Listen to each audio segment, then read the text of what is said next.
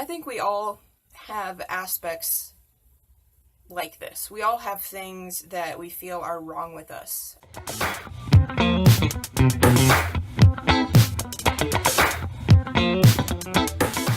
If you can only support creators who provide value and make you think, please consider contributing to my Patreon page the next time you watch one of my videos. Hi everybody and welcome. Today I kind of want to talk about a video that I watched recently titled, "What if there's nothing wrong with you?" And I really enjoyed this video, and it kind of helped me look at the world in a new way, because I actually think this gets to the root of the majority of human problems. And that is, we don't believe ourselves good enough or worthy enough, and that we have something innately wrong with us. Religion teaches this as well. Like, I was raised Catholic, and in Catholicism you have this concept of original sin, where you're born with sin. There's something innately wrong with you, and you have to be baptized in order to be purified. And then you have all these things that can be sins, and they're essentially unavoidable at times. I mean, maybe not entirely, but most of us sin, according to the church, regularly. So this idea that there's something wrong with you is very prominent. And in this particular video, which I will have in the description, just in case you want to watch it, the woman, she's been working with clients for a while. I'm not entirely sure what her job is. She's got to be some kind of counselor or therapist or whatever the case may be. But at one point, she asked the question, well, what if there is nothing wrong with these people that are coming in for help? And then she started asking them that question, like, what if there's nothing wrong with you? What if there's nothing wrong with that? And what's interesting about this is it really gets you thinking about what it is that's innately you, what is causing you to behave in the way that you do, how it is that your life has gotten to this point. I know that for me, I often feel that there's something wrong with me because, I can't work at a 9-to-5 job without being depressed. I don't know why. I feel like it's a problem because I can't do what everybody else does. I can't stay in this job and make money and live a comfortable life. For whatever reason, that just doesn't work for me. And my life would be so much easier if it did. So then I get angry and frustrated because I, for whatever reason, can't be like everybody else, which means there must be something wrong with me. And when I watched this video, I was like, okay, so if there's nothing wrong with me, that means I now have to come to a new conclusion. If there's nothing wrong with me, maybe there's a reason that I'm like this. Maybe this is a good thing. Maybe there's a place for me in society that does not involve the 9-to-5 job, or, a standard job or a standard way of making money.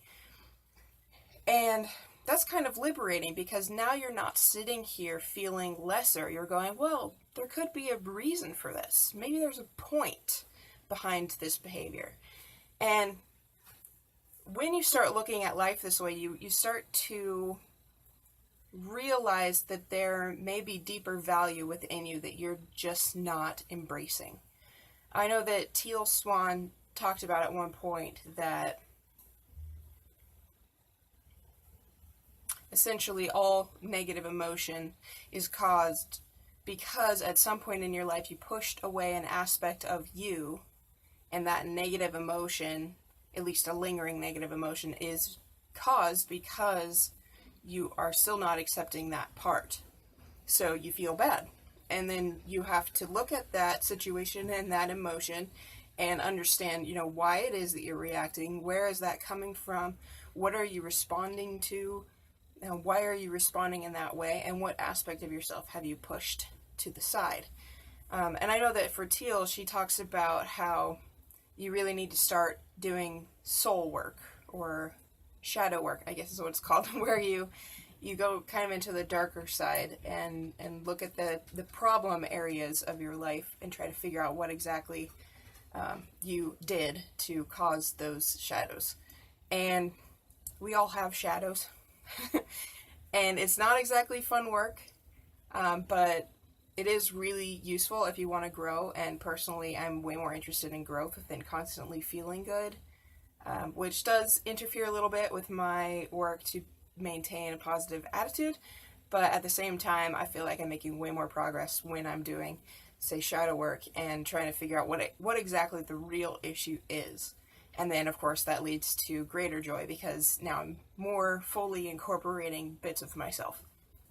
So if you consider Teal Swan's idea that pretty much all of our negative emotions come from an aspect of ourselves that we've been denying or pushing away, you can look at my own, say, work environment and be like, okay, so you've been pushing away an aspect of yourself. That's why you dislike jobs. Or possibly, I'm just not meant to have a job like that. But whatever the case may be, it's still not a good idea for me to reject and deny it and try to force myself to do something that I really cannot bring myself to do for whatever reason. It's really hard to determine where exactly the line for that is, though. My dad has this concept in his head that he says a lot, which is there are things we do because they need to be done, not because we like to do them. And I don't actually know how accurate that statement is, but it does seem correct. And it's possible that it just seems correct because I was raised with my dad, or because we live in a society that kind of teaches the same thing. But there does seem to be at least a few things that you have to do, despite the fact that you don't necessarily want to. My thought is that usually when you come up against something that you have to do but you don't really want to do, it's more like I don't really feel like that right now kind of thing. It's not I hate that chore, I hate that job, I hate that situation.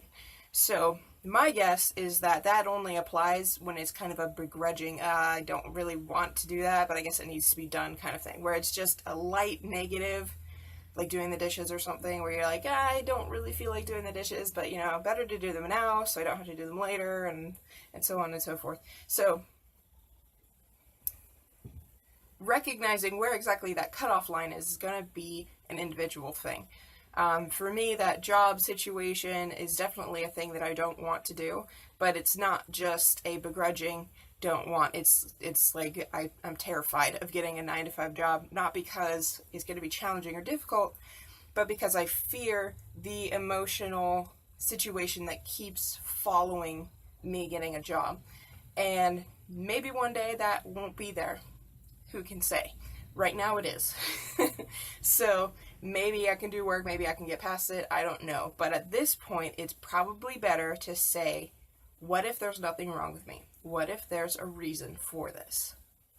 And I think we all have aspects like this. We all have things that we feel are wrong with us. Another area for me is my social network.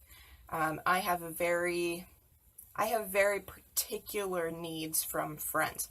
Like, I expect my friends to reach a certain level or you know, be this true friend that I've had before. And I'm not entirely sure if that's because I've had true friends before and now I just can't accept a lesser level of friendship.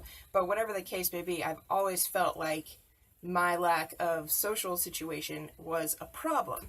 But if you look at that concept again, you know, there's nothing wrong with me. Now you can start to understand, well, maybe it's just not the right time. Maybe I need to let go of this frustration and this self-hate in order to make friends. Things like that. You know, you can't force yourself into being the person that you want to be. The best thing you can do is love yourself where you are and then move forward with that. So I think that's everything that I wanted to say in this video. Thanks for watching. I hope you enjoyed it. Make sure to like, subscribe, and comment on the video, and I will see you again soon. Thanks. Bye.